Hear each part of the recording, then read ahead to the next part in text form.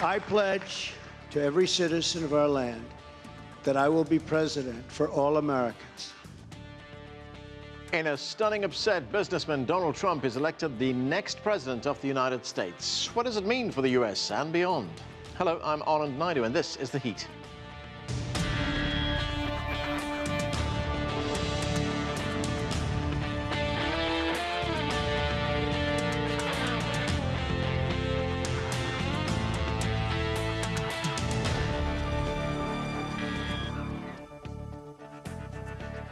The election of Donald Trump sent shockwaves around the world. Most polls didn't give the brash billionaire businessman much of a chance, but with his populist message, Mr. Trump rode an anti-government wave, securing his place in history and the White House. Later, we'll talk with our panel about the domestic and global challenges he'll face, but we begin in New York with CCTV's Nathan King. And Nathan, as I said, few gave Mr. Trump a chance. How did he do it? Well, yeah, definitely raining here in New York City, especially on Hillary Clinton's parade. Yeah, how did he do it? The simple answer would be, Anand, that he won more votes, but of course he didn't. Hillary Clinton has actually won the popular vote, but not the states. This is what he did. Essentially, Republicans turned out more than Democrats. The vote is way down in both parties since the last presidential election in 2012. What Donald Trump was able to do was turn out more voters in more important states. We're talking about Florida. We're talking about North Carolina especially. We're talking about Ohio, which was a blowout, but also in some safe Democratic states like Wisconsin that appeal to the working man, that his jobs have gone abroad and that the wage differentials are crushing communities across the Midwest certainly worked. But it was even though it looks very big on the electoral map, just 2 or 3 percentage points the other way, Hillary Clinton would have won. It was very tight in many states. It was a very divisive campaign, but in his speech as he became president-elect, he said that he was going to try and bring the country together. Let's have a listen. Now it's time for America to bind the wounds of division. Have to get together. To all Republicans and Democrats and independents across this nation, I say it is time for us to come together as one united people. Well, we didn't hear from Hillary Clinton on the night of her defeat. She did call, of course, President-elect Donald Trump, but it was difficult for her to take. Obviously, the polls had her winning, and there was some point in the night it looked like we may have automatic recounts in certain states like Pennsylvania, but the margin was too wide there. So she came out on Wednesday morning and basically gave a very gracious speech, but signaled she was going out of American politics forever. This is painful, and it will be for a long time. But I want you to remember this. Our campaign was never about one person or even one election. It was about the country we love and about building an America that's hopeful, inclusive, and big-hearted.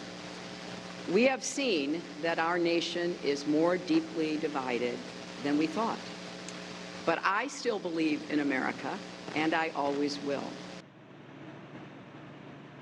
So a unity message from both candidates, but can that happen? Remember, Donald Trump really plainly staked out policy on the stump through this campaign, saying he would build a wall on the southern border with Mexico, saying he'd slap tariffs on China between 35 and 45%, reconsider alliances from Europe to Asia if they didn't pay their way.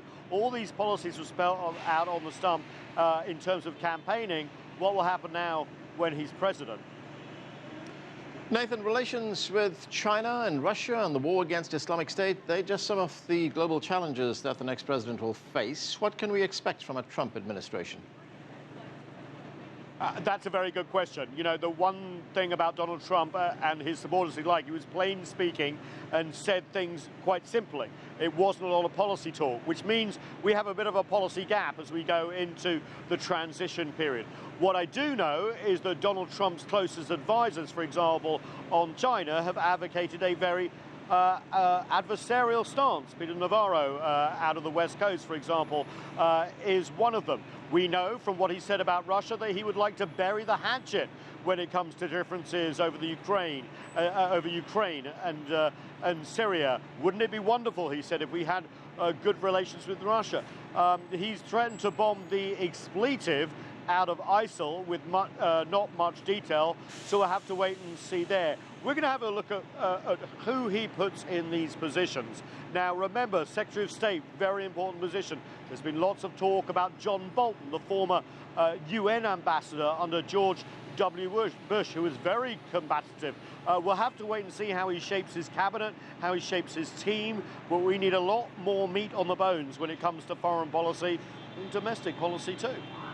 Thanks, Nathan. That's CCTV's Nathan King reporting from New York. Okay, let's get to our panel right now. Alexander Nekrassov is a Russian political analyst and former advisor to the Kremlin. He joins us from London. With us here in Washington is Chen Weihua. He's the chief Washington correspondent for China Daily and the deputy editor for China Daily USA. Peter Van Buren is an author and former U.S. Foreign Service officer. He joins us from New York. And Leonard Steinhorn is a former political strategist and current professor of public communication at American University here in Washington.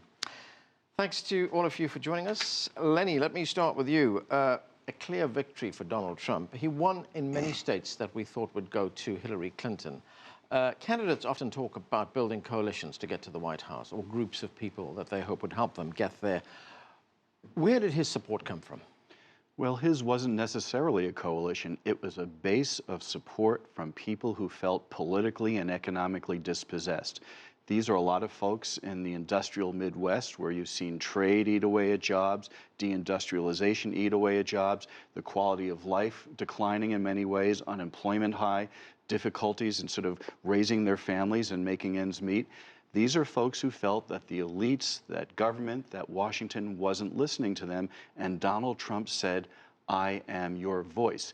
Now, the one interesting coalition that he did build with those voters are evangelical voters who voted, like 81% of them, even higher than previous candidates, voted for Donald Trump. Why?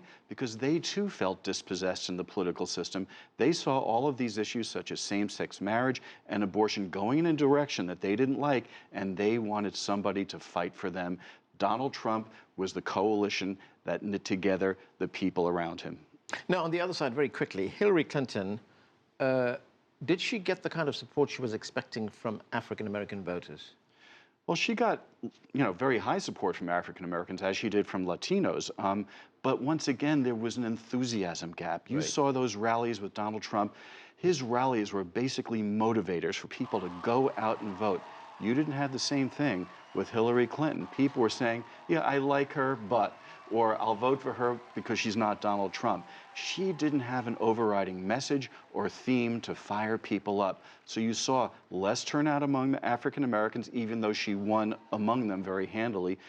Latinos had higher turnout, but in fact, she won them with less of a margin than Barack Obama did in 2012. And millennials, which are very, very much an Obama coalition partner in 2008 and 2012, they came out in lesser numbers and lower support for Hillary Clinton. She just didn't have the same enthusiasm that Donald Trump did, and that's what may have won him this election. Peter Van Buren, we've been told for months by pollsters, by the American media, that Hillary Clinton was ahead in all the polls, that she was going to win this very easily. Come election day, of course, that didn't happen. What went wrong, do you think? I think there's a secret voters, I think, is the best way to describe them. People who understood they were going to be voting for Trump, who may have been reluctant to say that publicly. From time to time, the lightning would hit Donald Trump and people would recede into the shadows. But I think overall they held to their belief that he was going to be their voice, that Hillary Clinton represented far too much of the Washington bubble for their tastes. I suspect also there were a number of voters who may have legitimately known what they were going to do, but weren't ready to really bring themselves to admit it until they got into the voting booth at the time. And so they stayed under the radar of the polls, but as we saw last night, they very clearly spoke once it was their turn to vote.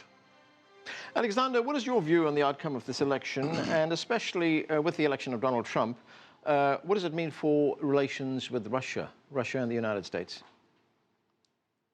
Well, first of all, I was amazed that Hillary Clinton's team didn't learn any lessons from Brexit in Britain. I was amazed that they built their campaign around false narratives, false targets, that they believed what they saw on television, that they believed the opinion polls, which were false, obviously false. And that's why they lost. And I don't really understand how they were planning this campaign with all the knowledge that came from Britain. They misjudged the national mood completely. And what they basically fell into the trap of Donald Trump is that when he was saying pretty obvious things like, let's, for example, build relations with Russia because it makes sense. What did Hillary Clinton do? She would accuse him of being a puppet of Putin. That is an absolute stupidity. Her advisors should have said to her that you should play along. You should divide the common sense, which is in his words, and you should take away some of the rhetoric, which was obviously unacceptable. And that goes to every point of their political agenda.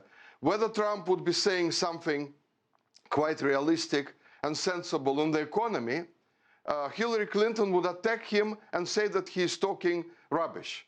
And that, you know, the population was watching this, most of the people, and thinking to themselves, what is this with this woman? What is this with this establishment that they're so out of touch with what we are talking about, what our problems are about? You know, President Obama would be, you know, pushing his fancy liberal slogans and forgetting completely that bread on the table and unemployment are much bigger problems for the people than his some liberal fantasies. But coming back to your question about the relations with Russia, Russia is a pragmatic an observer in this particular instance. Nobody is building too much hope that Trump would go into the White House and immediately the relations with Russia would blossom. What was said during the election campaign can be forgotten on the 20th of January, and things will change. We have to see what sort of people will be picked for the top jobs. Then we can at least forecast something. At the moment, it is all promises, but there is no really any basis.